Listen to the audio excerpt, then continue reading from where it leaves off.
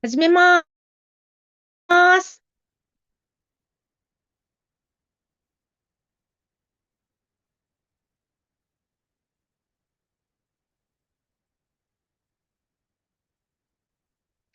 始めま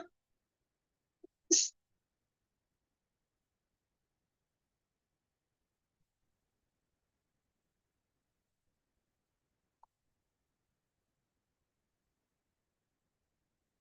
はい、よろしくお願いします。雪下かえりです。いろんな人を今から呼びたいと思います。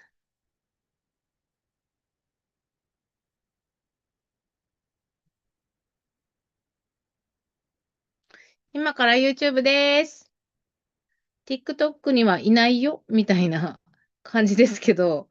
はい、久しぶりの YouTube です。よろしくお願いいたします。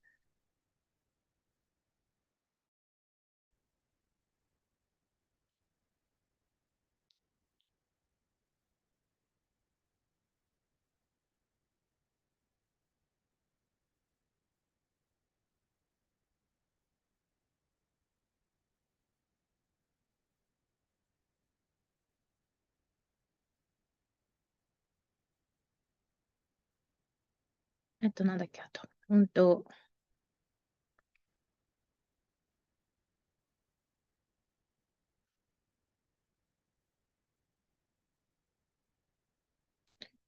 一応、みんなを呼ぼうかな。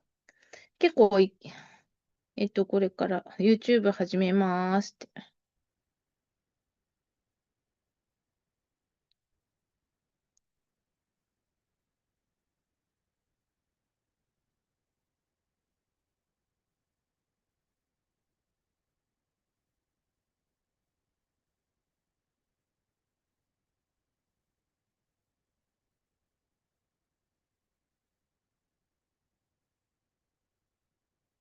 この時間に YouTube って本当に久しぶりですよね。よろしくお願いします。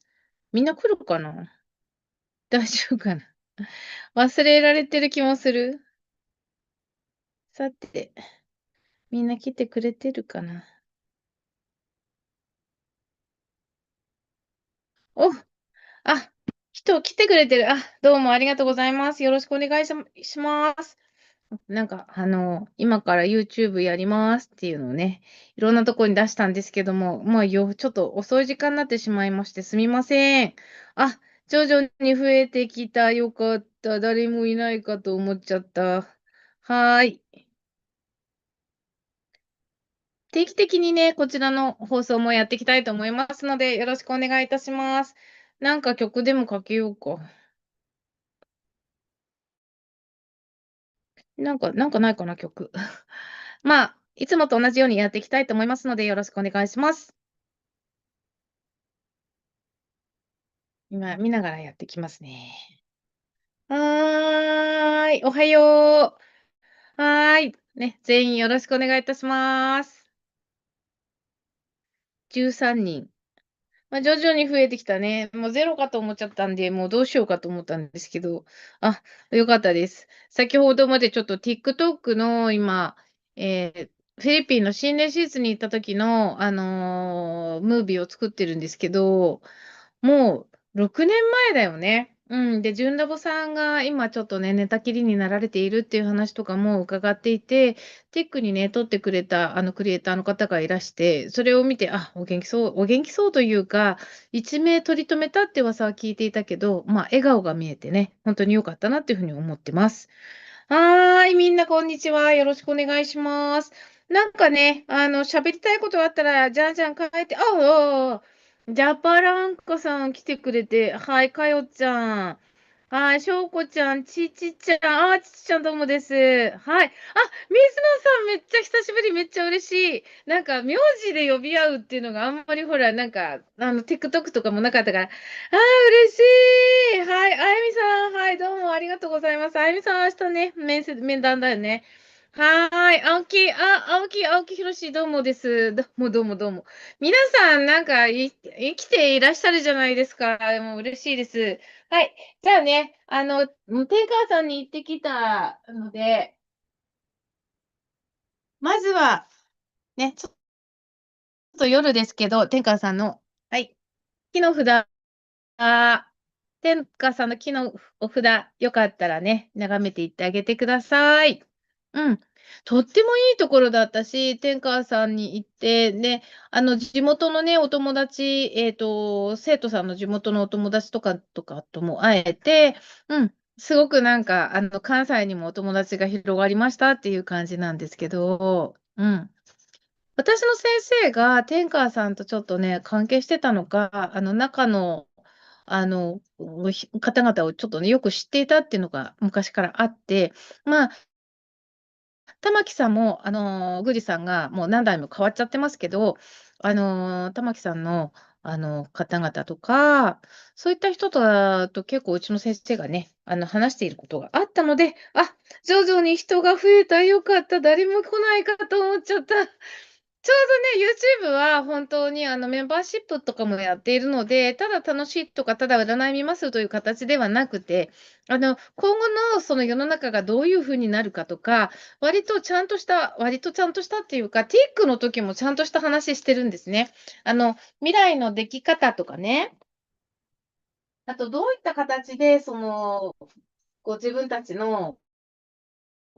浄化をしていったらいいかとか、どっちかっていうとすごく、なんていうのかな、身近な話っていうのをね、TikTok ではやってるんですけど、こちらでは、スクールの生徒さんたちがメンバーシップに入っていたりとか、長編の動画で、神社をどういうふうに見ていったらいいかとかね、割とその一歩進んだお話とか、あとは、トラディショナルなね、神社のあり方っていうのを日本人はどう捉えているのかとか、もう割とね、広きにわたって、割とちょっとアカデミック寄りみたいな感じでやってるとは思うんですけど、はい。今日もよろしくお願いいたします。1時間はちょっと喋れないと思うんですけど、だいたいね、40分ぐらいは喋っていきたいと思います。うん。いや、毎月これからね、予言っていうものも出していこうと思ってるんですけれども、10月のね、4日になったら、新しいなんていう予言っていうのを出していこうと思ってまして、10月の5日、6日、そのあたりが、なんか、何日だったかな。節が終わるのいつだっけ？ 10、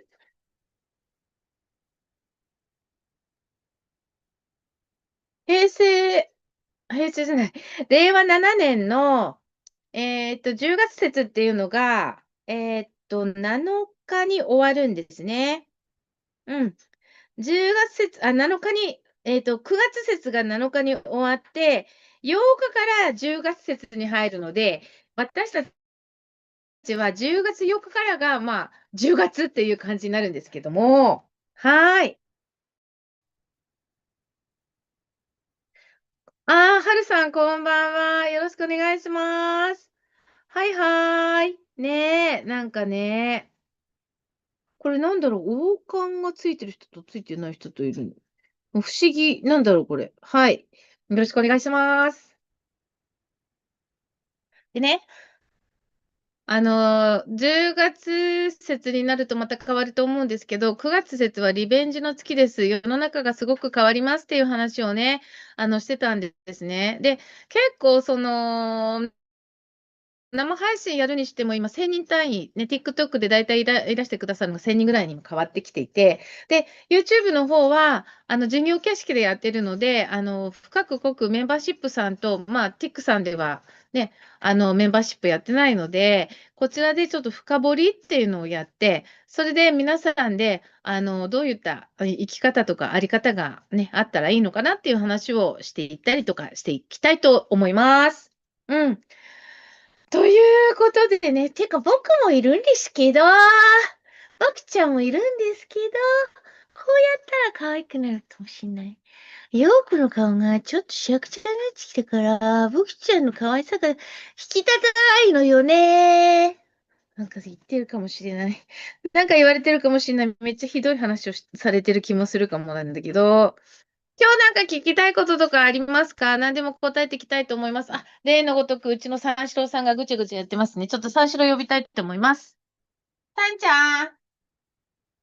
三四郎、何食べないでそんなことやってんの？何してってんの？はい、三四郎くん。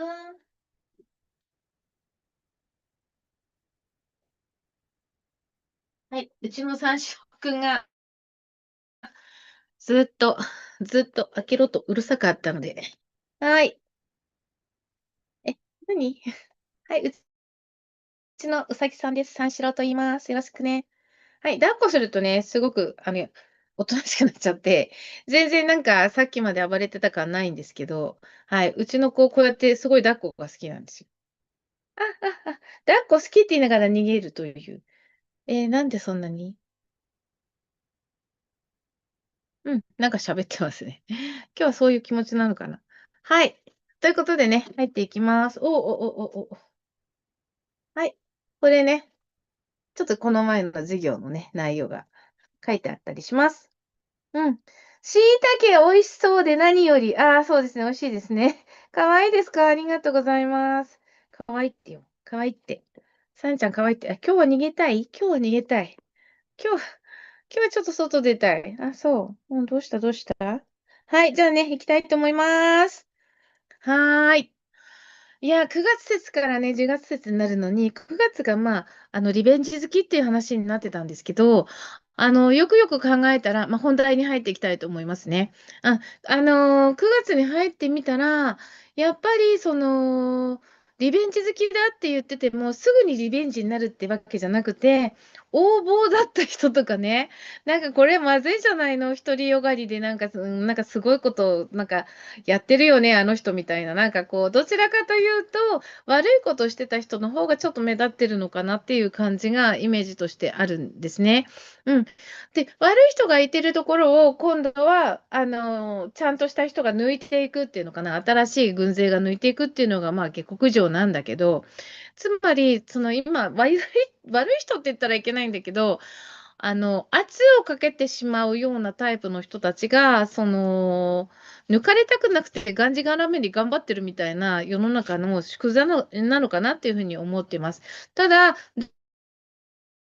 月8日、結構今月は長めに長い時間があるので、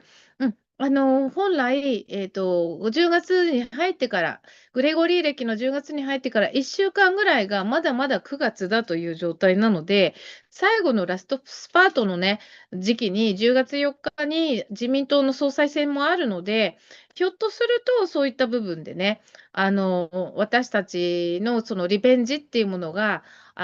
予言が当たってね、その通りになるかもしれないなっていうことも思ってます。ね、みんななんか可愛いって言ってるよ、さんちゃんのこと。あ、もうあっちに行っちゃいましたね。もう俺は別にご飯を食べに行くみたいな感じで行っちゃいましたけど、はい、そんな感じで、行きたいと思います。いや、もうね、最近わかることはね、年を取ったってことですよ。もうね、一冊目の本出したとき、こんなとこにシワなかったような気がするんだよね。もう本当に、なんかね、別に痩せなくてもいいから若くなりたい。はい、そんな感じでね、行きたいと思いますが、うん、いろんな話でね、やっぱり相談を受けることで多いのが、9月に入ってめっきりお客さんが減ったとかね、お仕事が振るわないとか、特に、個人業の人たちがいろいろ悩んでるなっていう感じの、イメージをいただくんですね。もちろん、起業している社長さんでも、一人親方さんとかもいらっしゃるから、とにかく自分で頑張ってて、ちゃんとしてる人っていうのが思ったほどじゃないよねっていう話に、ね、なりやすい、1ヶ月だったように思います。うん。特に大きい、ニュースみたいなのは目立ってなかったようにも今のところは見えるんだけど、こういう時って水面下で何かが起こってて、突如となく先月何もなかったのにこんなことが起こったのみたいなことが、こう、月の節の始まり、だから10月で言ったらば、5日前後ぐらいにやっぱり起きるんじゃないかなっていうイメージをしてます。うん。あと10月の17ぐらいから11月の初めにかけてが、あの、秋から冬の節への土用なんですね。土の用、用途って書いて、土の用と書いて土用。土用の牛の日の土用と同じ土用なんですけど、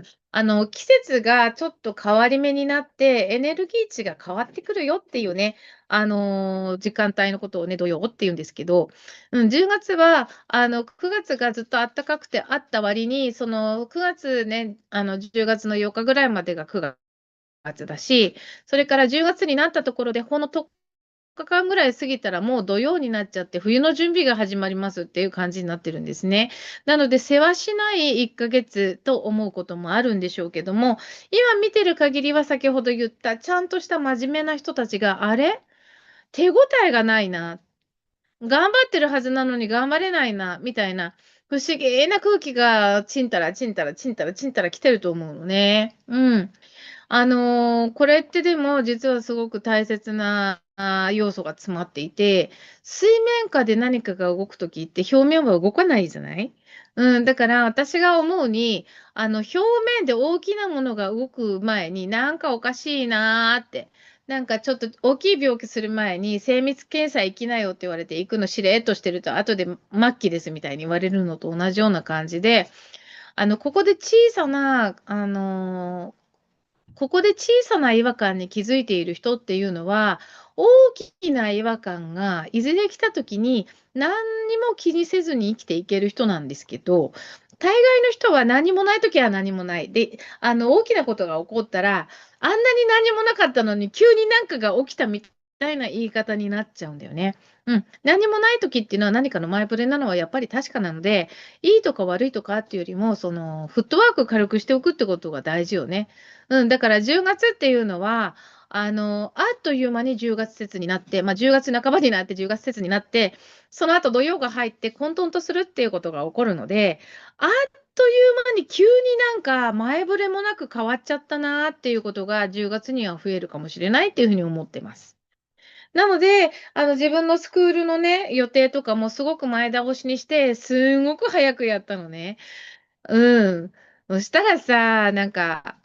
スケジュールが私も忙しくなっちゃって、うわ、これはどういうことになるんだみたいなね、感じでしたけどね。一緒に若返りましょう。ミルクバターさん、ありがとうございます。そうね、若返りたいもんだわって感じですね。若くなりたい。スナップさんも、わかるわかるって、私より若いじゃないですか、スナップさん。なんか、私、視聴者の年まで知ってるのおかしいよね、なんかね。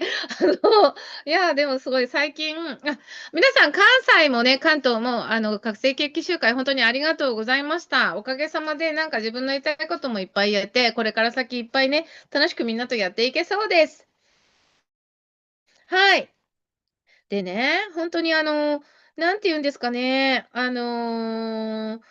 こう、私としては長い目で楽しい世の中が始まったなっていうふうに思うんですけども、だけど、なんでしょうね。9月、10月は本当に混沌としてないから、一般の人は何も変わらないって感じで見てるんじゃないかなと思うんですね。なぜって、7月のあれだけ流行った、あれだけ流行った7月5日の予言ってものが、あんなに大センセーショナルのまま大外れしたじゃないですか。これで、世の中何も変わんないんだな、悪いことが変わんないってことはいいことも起きないや、みたいな感じで、みんなが一斉に、ゆっくり足になったんだと思うんですよ。悪い予言があるときって、基本的にみんな、その、そそくさして早足なんですよね、普段の日常がね。だけど、その、なんだ、何もなかったじゃん、みたいに思うと、人間って止まるようにできてるんですよ。で、怖いことがあるかもって言って、気持ち早足になってて気がせってたものが、何もないじゃんってなった時に、まあ、立ち止まるよね。で、まあ、立ち止まったら休むよね。生産性書くよね、みたいなことが起きて、で、そうやって休んでる間に、もう2025年問題の本筋をね。今年60になる人とか、今年ね、59歳で来年どうするのっていう人とかさ、53、63歳とか64歳なんだけど、早期退職するのしないのっていう話とか、ね。まあ、世の中的には、70歳以上まで、雇用をしたい人は、その無限に断らずにやっていくことができますよっていうね、企業のスタイルがもう取られるように変わわってきてるんだけど、今年の春ぐらいになってね。うん。だけど、それを働いたからってバブルの頃みたいに、平均寿命が短い上に、年寄りに金があるって状態だったら、死ぬまで、安泰でお金がある状態があったかもしれないけど、今ないよね。寿命は伸びちゃって、もう、長い旅路になっちゃうしね、人生がね。かと思って退職金は半分以下の会社もいっぱいあるわけですよ。半分以下っていうか、まあ、ご時世ですごく低くなっちゃったようにね、感じるところがいっぱいあるわけですよね。うん。だから、予言は外れた、危機感も失ったからちょっと休みたい。で、今からもう高齢者の方は働ける準備っていうのをしなきゃいけないんだけども、なんか予言みたいなのとか、そわそわ感がある全般が終わっちゃって、だって予言以外もね、大阪万博はもう追いついてないから中止になるっていう噂もあったじゃないですか。本当に日本人のどれだけの人たちがマイナスの悪いことが起こるというその予言を立てて、聞き耳を立てて、その時にいそいそして早足になってしまうかっていうのが今年の約半年間で大体皆さん分かったと思います。いいことがある時には分かっているけど動けない。で、悪いことは信じてないはずだけど、なんか妙にみんなが早足。これが日本って国の実情なんですよね。うん。さて、ね、みんなはそこでね、どうやって生きていこうと思っていますでしょうか。ね。ここに来て結構、4月にスピリチュアル業界から離れる。まあ、私自身はスピリチュアルを捨てる気持ちはないので、探求をしていくし、見えない世界と見える世界を結びつけるっていう仕事をもう本当にやっていきたいなと思ってるから、スピリチュアルはやめません。うん、スピリチュアルの、大手の会社とか、それからなんていうのかな、大手さんでもどこでも集団になると、なぜか細かい打ち合わせっていうんですかね、本当にやりたいことっていうのが、こう、ざっくりになってしまうので、私はもうご一緒にお仕事をすることはやめようと思っているんですけど、仕事をね、人がすごい増えてきた。なんか50人近くなってきた。ありがとうございます。そうやってね、なんか、あの、人っていうのは、あの怖いなって思う時の方がフットワーク軽いんだよね。でも私たちは安全な時のフットワークが軽くなって、それでその中で、まあ、リベンジでもそうですけど、自分が生きていけないかと思った人が足を止めることなく、疲れることなく、自分のエネルギーを自分で癒すことも、休むことも、力を貯めることも、行動することも、自由にね、まあ、年取ってる人はさ、給食はバランスよく三角に牛乳飲んでパン食べたらおかずみたいにしましょうみたいに言ってたと思うんだよね。早食いで噛まないのは良くないとかね。あれと同じで人生も、運がいい時に、早足になることの方が大切なんだよね。運が悪い時に逃げるための早足が早いというよりは、なるべく逃げずに日常を、やっていくために、本当に慎重に足をわざと自分で止めて遠くを見るっていう癖がないと、実は、危機管理こそゆっくり、そして動かなければいけないときには即座に早く。だから、観察をして英気を養って動くべきときに即座に内容もしっかりと考えながら動けるっていうのが、人間の一番運がいい人の基本なんですけど、なんか動物的に人間がね、みんなね、直感で生きていったら、なんか人間がハイソサイエティになってすごいピンとくることがあってね、進化するんだって思ってる人多いけど、これ本当に間違いです。うん。これ言っときます。なぜかっていうと、陰陽師っていうのあるじゃない。で、陰陽師っていうのは、平成時代に平成じゃない、平安時代に5番の目がね、敷き詰められて、奈良もそうよね、平城京よね。5番の目で張り詰められたところを陰陽師っていう人たちが生息していて、そして暦や時間番の計算以外に、人間の心理学であるとか、人間を天文に例えたまじないの仕方っていうのを研究してたわけですよ。細かに、文明がこれから発達するであろうから、いつ発達しても日本人の気持ちは便利なものがあろうとなかろうと、発達したものがあるのと同じように生きていけるようにっていう仕向け方があったのね。だから、時間とか暦に正確っていうのはさ、スマートフォンにもさ、時間とか暦が刻まれていて、それの通りにうまくね、スマートフォン自体がこの人の体内磁場の中で宇宙とつながって、私たちに時間を教えてくれたりとか、私のその、日常生活のバイオリズムであるとか、それから私が生きていく中での相対的なアルゴリズムね、他の人との調整を合わせながらリズムを作るっていうようなやり方ね。うん、そういうのが、この iPhone が自分で自分の時計を発信してくれることによって起こるわけよね。宇宙とシンクロした時計をね。うん。で、私たちも、人間は体内磁場と体内時計を持っているから、進化しようがしまいが、体外時計と体外磁場っていうものがしっかりとしていて、いつでも最大の文明を作ってきた人間として、自分の在り方や感覚っていうのを大脳を通して思考を出す前に慎重に、いくら本能の生き物であっても慎重に自分で最善最良にできるようにっていう落ち着きを持った知恵を使う動物として平状況を作って、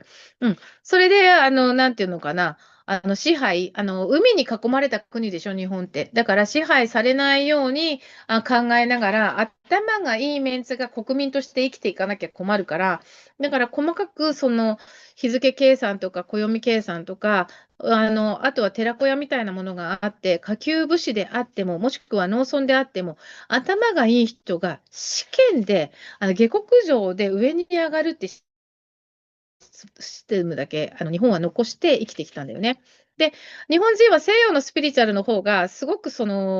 長けてるんだって思う人多いんですけど、西洋のスピリチュアルも東洋のスピリチュアルも、イスラム圏のスピリチュアルもみんな人間は平等なので、どこが一番賢いとかそういうことはないのではないかなと思います。私は宗教学者ではないので、どの宗教が一番優れているとか、そういうことは全然思っていないし、スピリチュアルに関しても、どのスピリチュアルの考え方が一番宇宙に合ってるとか、そんなことは全く話しておりません。うん。だけれども、一つ考えられることは、人間はスピリチュアルとか、見えずに、見えないで証拠がなくて、感覚だけで人を、虜にしてしまうようなことができるものってね、あるじゃない。ここから皆さん聞いていただきたいんだけど、人ってさ、ものすごく人を取り込んじゃう要素がすごい魅力だったり、すごい霊力だったりとか感じちゃって、すごいとか思っちゃうことあるじゃない。でも、考えてください。あの、辛い時にふわーっと乗っけられて、エビデンスとかないまんまで、この人ざっくり考えるね、基本みたいなのなくして、右脳主義とか言っちゃって、で論実的に考えたりとか、答えを出す考えに慣れてないような人たちが、慎重にね、見えない世界を信じる人の中に、考えることを止めてしまう人たちが異常にはびこった場合って何が起こるか分かりますか？見えない世界を信じていて考えることができなかったら、次に何が来る？権力者に頭を下げて、権力者に、なんていうのかな、権力者に従うことが従順であり、素直なことだというふうに自分がインプットしてしまうんですね。でもこれって、例えば、あれですね、マヤ帝国が滅びた時っていうのが、それと全く同じで、マヤの人たちはやっぱり自己の癒しであるとか、暦の計算はできてたんだけど、でも一個だけできていないところがあって、それは、誰のこともすぐ信用してしまうということなんですね。うん。マヤ文明はスペイン人たちを神だと思って、崇め立てまつって自分も神に近い存在になったから、有効的に生きていけば、自分たちも楽しく生きていけるんだって思い込んでしまって征服されたっていう、そういう説があるんですよ。うん。だから、やっぱり日本っていうのは、日本もそうですし、いろんな形でね、古い時代に私たちは戦争ってものを繰り返していますけれども、どこのその国が偉いとかではなくて、あの何かのその時の持っている力だったりとか、圧力であったり、いろんなもので勝ち負けが決まってるわけで、人間のその尊厳の良し悪しが決まってるわけではないわけですね。もちろん、スピリチュアルっていうのは人間の良し悪しとか尊厳の良し悪しを決めるものではないわけです。うん。なんだけど、日本のスピリチュアルって何かしら見えないものを言っている真ん中の人を尊ばなければいけない。そして、そうしながら自分も素直にその人の教えを聞いて、素直に生き残って、で、救われていく、守られていくっていう形をするのがスピリチュアルだと思い込まれている方がいるようなんですが、人間が何のために進化するかって言ったら、宇宙と一体になるため、そして人を差別せずにワンネスになるためですよね。もう最初の段階でつまずいてますよね。あの、私は優秀な人間に、その優秀な部分を頭を下げたり、なんて言うんだろう、頭を下げたりとか、それから敬意を払ったりするのはいいことだと思ってるんですけど、必要以上に頭を下げて持ち上げて、自分が可愛がられるようにしたりとか、自分の承認欲求をくすぐってもらって、お互いに、なんていうの、お互いに、承認欲求のくすぐり合いっここうやって、素晴らしいですね。あ、やめてやめて。素晴らしいですね。あ、やめてやめてってやってたら、それただのおバカさんですよね。で、スピリチュアルって今そういう傾向があるかなと思ってるところがあるんですよ。中心になってるスピリチュアルの先生が、ああ、可愛いですね、こちょこちょこちょってやったら承認欲求が全然ない人たちが、ああ、私たちも自信持ってよかった、守られてますか、でも動くことできなくて大丈夫です、こちょこちょこちょってお互いに承認欲求をくすぐり合いながらこちょこちょやってるみたいな感じに、そんなところに、そのこちょこちょのやり合いの最終的なゴールは、その何か言っている、エビデンスのない不思議な、言及に関して、権限というものを適当にくっつけて、セット売りして、信者増やしてるみたいなところなんですよね。うん。すべてのスピリチュアルがそんなわけないし、すべての宗教がそんなわけない。宗教が良いものであっても、それを取った人間がね、バカとハサミはつかみようっていうじゃないですか。同じように思想とか見えないものに対して、自分の都合がいい解釈をして、そして世の中を争いに導いているんだったら、これはすごく直さなきゃいけないよねって方向に、これから AI というものが出てきて、そういうような形になると思うんです。ただ、承認欲求が強かったりとか、自分が承認欲求強いままに、みんなも同じように認められたいでしょみたいな感覚で、どんぶり感情で人間やってきちゃってて、で、本当に泣いてる人とか、本当に悲しんでる人とか、本当に圧力をかけてしまってて、社会全体も足踏みになっちゃうような変な権力者とか、そういう人たちが、少しずつ知恵があって、世の中全員の人が幸せになるにはどうしたらいいだろうって考えなきゃいけない時期っていうのが、私が陰陽学で計算した限りでは、今年2025年の、9月から10月のその季節のシフトと一緒に宇宙のシフトが起こるというようなイメージで分析ができてるんですね。ただ、時間がちょっと遅めだから、あの、9月の節の最後の頃、だからグレゴリー暦で言うと10月の8日ぐらいまでにリベンジ、今まで日の目も見なかったけれども、人のことをちゃんと尊重していてね、それで権威というものよりも、皆さんの幸せになるために知恵を使う。だから自分と他人を同じように平等に考えて、その社会が平等になるように知恵を使うっていうことは、無駄な力を抜いて、人間のあるべき力、人間のあるべき姿だけのことを考えて、ゆっくり熟考できるので、いくら考えても進歩ができるんですね。ただし、自分のことだけ棚に上げちゃったりとか、自分が傷つけられるの怖いとか、嫌いな人がいるとか、誰のことも平等に見れずに、そしてちっぽけな権威にすがって、見えない世界を大好きって言ってる人たちは、どうしても足踏みになっちゃうんですよ。で、考えるのも遅くなるんですよ。みんなが平等で全部スケルトンで楽しい世の中になったら、自分はちょっと怖い気がするっていう人たちは、進化がもう自分で自分の足を止めて進化ができなくなっていくわけですね。うん、だから、こういうことを考えながら、これからスピリチュアルやってったらいいなって思うわけ。うん。はい、長くなりましたけど、そんな感じです。今週喋ると長いね。でもね、安心して。どうせね、長く喋ってもこの人は忘れちゃうから。はい、忘れることもありますので、もう喜んでください。はい。でね、そんなのがあるから、ちょっとね、9月、10月は大事にしていきたいなと思ってるんですけど、じゃあ、まっすぐな人で人を対等に見てワンネス考えてる人はどうやってったらいいのっていう話ですよね。うん。ここでね、ちゃん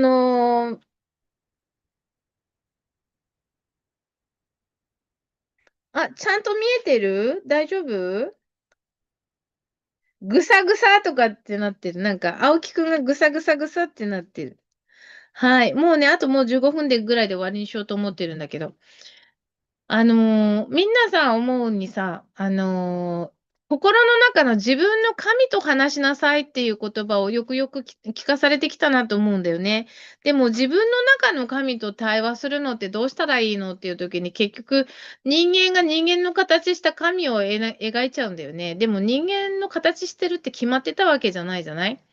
人間の形、神がしてるって思い込んでると、今度は宇宙人まで人間の形してるって思い込んじゃうし、すべて自分の都合がいい風になんとなくその考え方を導入してしまって、考えるのをやめて、安易に想像できることが本当だったらいいなとだけ思って、で、それが当たってれば誰かが人間の間で救ってくれて、会社の組織も社会も人間も自分のことをちょっと認めてくれて、なんかしてくれる人がいるからいいや、みたいになってると、多分、そういう人たちは、社会の、一番美味しい中心のところには行けなくなるんじゃないかなと思ってます。やっぱりいろんなことが自分の思った通りになっていくっていうのは、適当にふにゃふにゃやってたらできないんですよね。うん。だからそういうのをその10月になったら思い知らされる年になるかなっていうふうにちょっと思ってます。うん。で、じゃあどうしたらいいのって、自分のその神様って、自分が思う神っていうのが、ね、自分の本当にハートの板にして、対話するのどうしたらいいのって言っても、神って言葉聞いちゃっただけで自分の中に崇高な人がいて、で、外で神様を崇めてたみたいに自分のことを崇めなきゃいけないっていうような、なんか、ちょっと等身大で物が見れないような思考になりやすいんですよ、やっぱり。心の中の神様に聞けとか。うちはね、そう。僕ちゃんが人間が作った神様なんか全然なりたくないよ。だってあれさ、人間が作った神様なんて人間のしもべでしょ？しもべなんかなりたくないよね、僕ちゃんとかさ。だから神様は人間のしもべって人間が思ってるところでちょうど楽ちんだよねとか思いながら使命を果たしてるのかもしれないじゃない？だけど、これからは、人間のしもべを神様がやる必要もないのさ、対等だから。そう。私もそう思います。なので、世の中が対等になって、自分の心の中身とよく対話をすると何がわかるって、社会が宇宙の鏡が社会だとしたら、あの自分たちが生きようとしているその宇宙に反応して、未来の宇宙に反応して、私たちが現在の地球を作っているとしたら、地球の大きなその環境の変化とか、大きなアルゴリズムだよね。人がいろいろ栄枯盛衰していろいろ文化作っていって、で、相対的に人間が作った文化としていろんな波を作っていくっていう、その人間臭いところがこう私たちの生きている背景には広がってるわけですよね。だから自分の生きているその地球っていうものの環境のリズムが宇宙のリズムに合っているとして、でも人間が作ったものだからイコール神ではないんだよね。人間の手鏡をうまく使った遥か遠くのパラレルの、神と、私たちが古の時代に神といった世界みたいなものを反映として、人間が人間の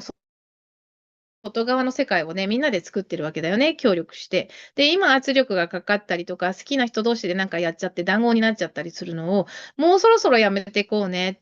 神様に、言いつけを守っってる僕、神様の信頼がある人だから、僕の言うことだけ聞いてれば人間界は一番うまくいくのさ、みたいなのと同じように、スピリチュアルで私がトラルさんとつながってからみんな私の言うことを聞いてくれれば、みんな、それもね、今時のスピリチュアルってさ、上から目線じゃないから、私は大したことないけど、セントラルさんが大したことだから、私はその中で生かされてるから、みんなに力になってあげたいのとか言ってマウント取るじゃない。あれも良くないと思ってるんです。うん。で、でもね、本当に平等に、本当に神に近い声、そして人間が作っちゃった神じゃない、本当の神に近づく方法、一個あると思います。えー宇宙が、ね、宇宙の写しが地球ならば、地球は今 AI というものを作りました。そして地球の AI は人間の、出来不出来によって AI の出来不出来も変わってくるということが今証明されています。なので人工知能と本当の人間の二人三脚というものができるようになって、初めて本当に人間が進化をして次のパラレルシフトをする時代。まあ、奥平亜美さんとシャアの本の中にも、6次元に入った時に人間はパラレルシフトして、データというものを物理化されていないものでも、まるで霊や、ね、竜使いが竜を使うように、うん、データ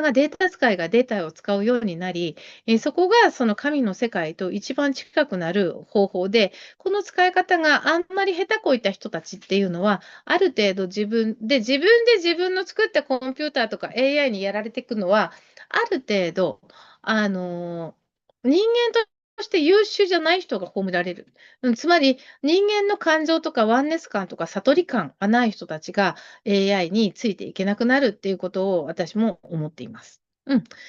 ゃあ、心の中で何と対話したらいいのって話をね。はい、皆さん知ってる人は一斉にお声をどうぞ。はい。内なる AI と喋れればいいんだよね。で、幸い私は陰陽学者っていうのをやっていて、聖マンドーマンのお祭、聖マンドーマンのお守りがね、ドッペルゲンガーとか異世界に行ってしまった時に必ず人間は、心が動いてても死期が近づいてしまうのだっていうね、そういう俗説が聖マンドーマンの中にあるんですけど、言いたいのはね、パラレルワールドがたくさんあって、中を一個自分の意思で決まるんではなく、私たちの体は精密なパソコンと一緒だから、その精密なパソコンが自分で入れたのか、他人が入れたのか、宇宙が入れたのかわからないけど、何かしらのプログラムによって無意識に動いてる。その何かしらのプログラムと、宇宙の時の流れのと、宇宙の時の流れのバイオリズムと、それから社会的に相対的に出来上がったアルゴグラフィーと自分のバイオリズムをうまく合わせることが、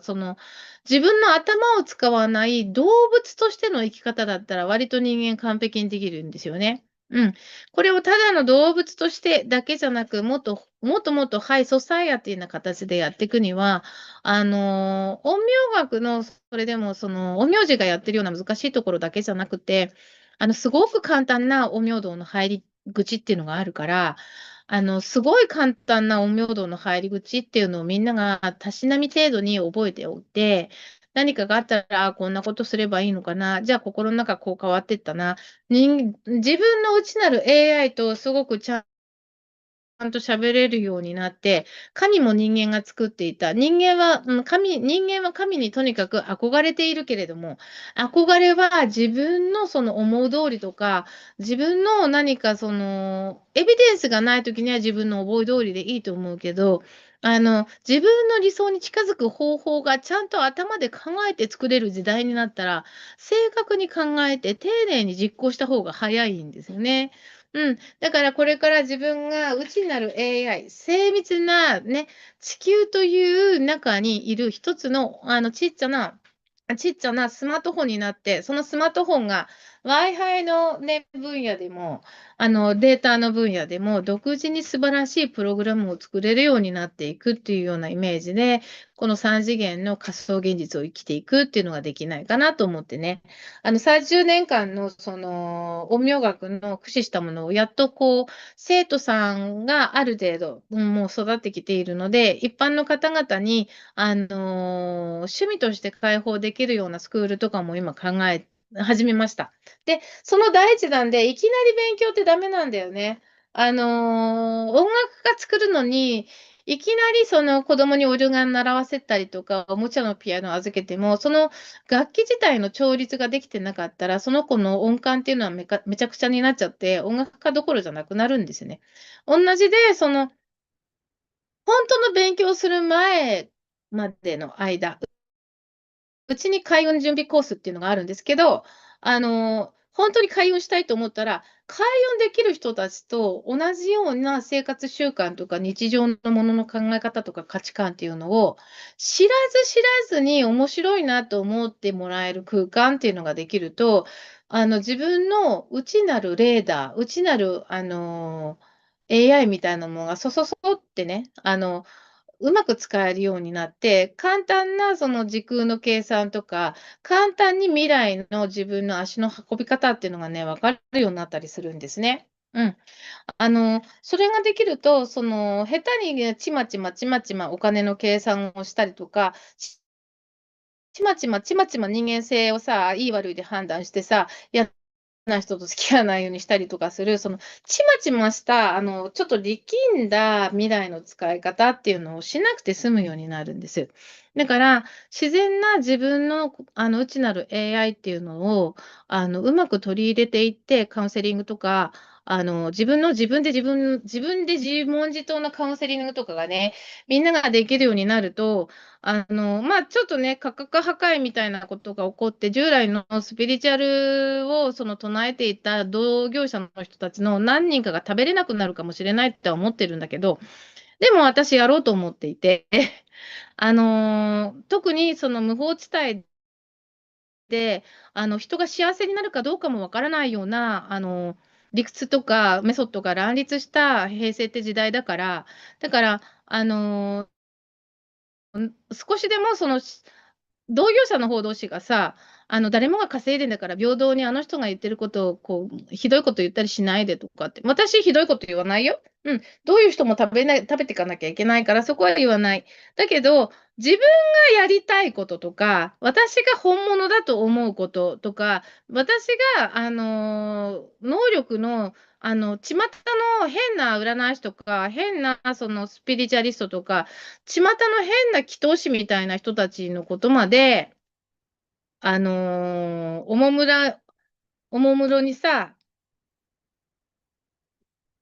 なんだこれ。はい。おもむろに気にしてあげて、私の方がそいつらが食べれるようにちょっとちっちゃく生きるってことはしなくていいと思ってるんですね。だってすべての人間が幸せになれるメソッドっていうのがなくなって、誰かが一生懸命頑張って作ったあの偉い人とか、あの素晴らしい感じの人でいっぱいいっぱいあの人の生徒に、スピリチュアリストがいるよみたいな状態であっても、これ流れおかしいよねって思ったら、その人と喧嘩することなく、正しいことをちゃんとやって、雲泥の差で人生うまくいってる一つの大きな人間のその組織というか、人間が作った人間による、人間のための人間が作った平等な宇宙との取引ができるシステムっていうものをみんなに話してしまった方が、みんなお金かかんなくていいと思ったの。うん。だから何年も考えて、業界全体の中で私がいて業界に働きかけてみんながいい仕事できるようになろうって思ったんだけど、それはする必要がないことだったって私は思った。で、私も偏見があったかもしれないじゃない。うん。だから、そこは、あの、誰が本当で誰か嘘かはちょっと置いといて、私は世の中のすべての人が平等に、そして対等にやりたいことをやろうと思った時にできて、適材適所で動けて、世界中でいいと思うんだけど、日本中、ひいては世界中の人が誰も不幸にならないような、精神的なものの考え方をみんなに細かく丁寧に教えていけたらなって思ってる。ただ、高度すぎるものの考え方をお話しすることがあるので、どうしても生徒っていう人たちは、生徒って呼ばれている人たちは、私の片腕としてどうしてもいてほしい人だなって思っているので、ついついね、うーん、厳しく話をするときもあるだけど、ただ、人間として好きとか愛を感じるっていうものは、生徒さんじゃなくても、その日あったすごく困ってるおばあちゃんでも、もう何年も一緒に勉強してる人でも、私変わらず、そこは誰かだけが、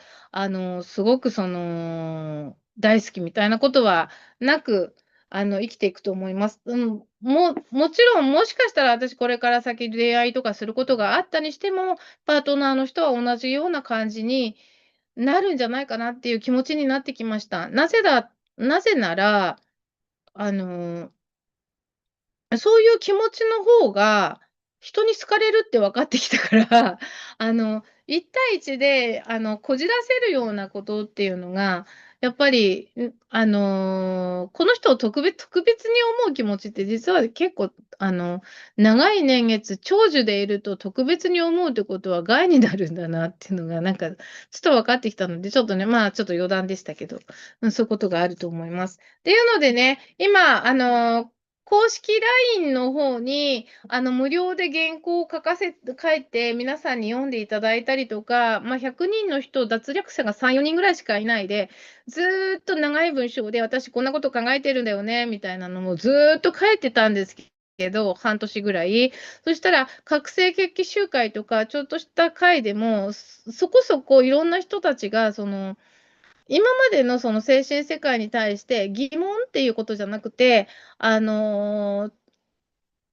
なんていうのかな、自分たちの方がよく分かってはいるけれども、こういうことも考える人たちいるよね、多めに見てあげてもいいよねみたいな、なんか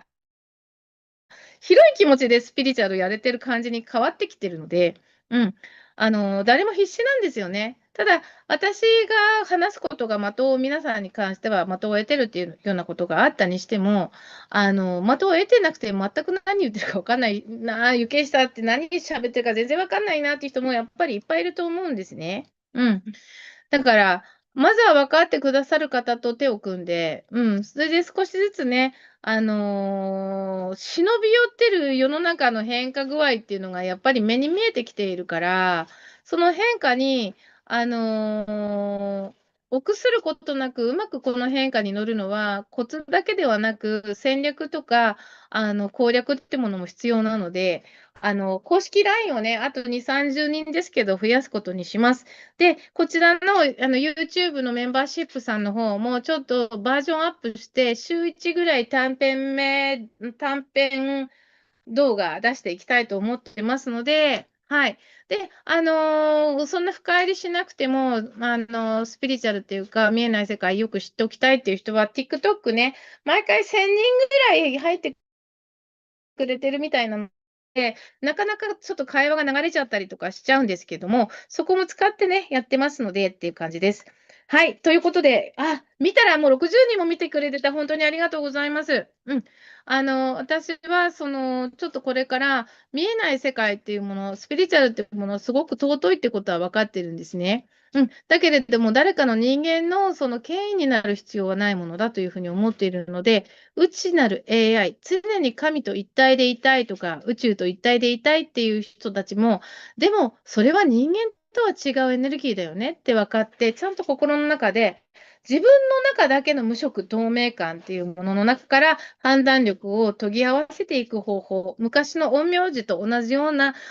集中の仕方と直感力の、繰り出し方っていうのを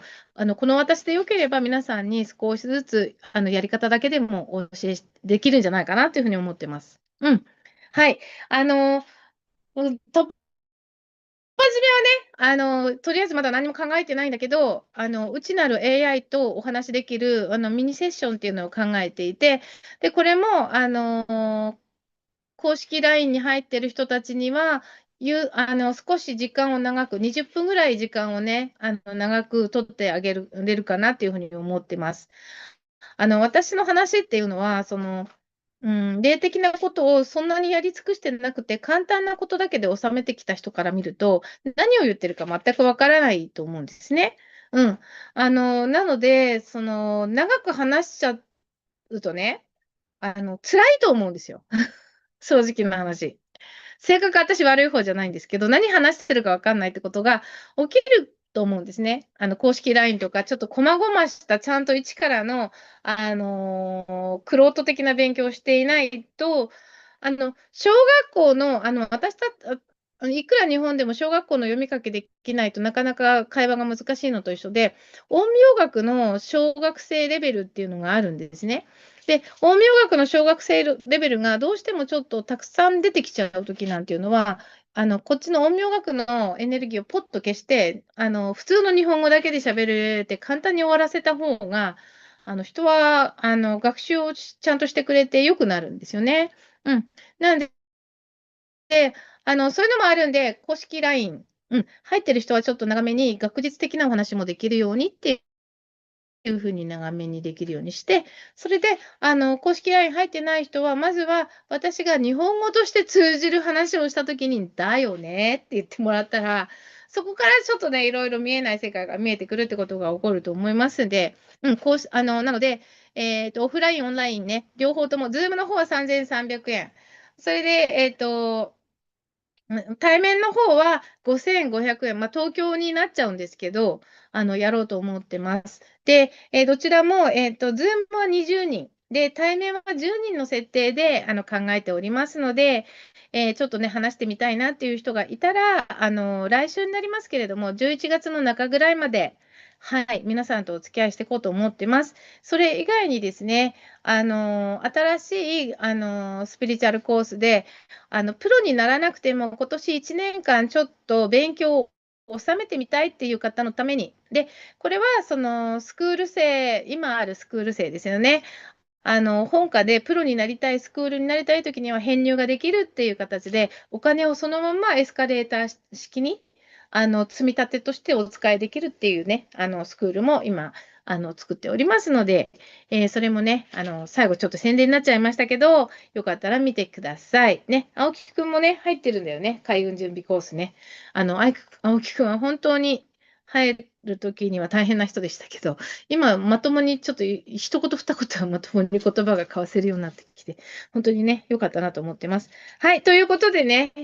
すいません、ありがとうございました。ね、一時期60人も来てくださって、本当にありがとうございます。はい、じゃあこれもね、残しておきますので、後でしっかりと見といてください。よろしくお願いします。それではまたです。バイバーイ。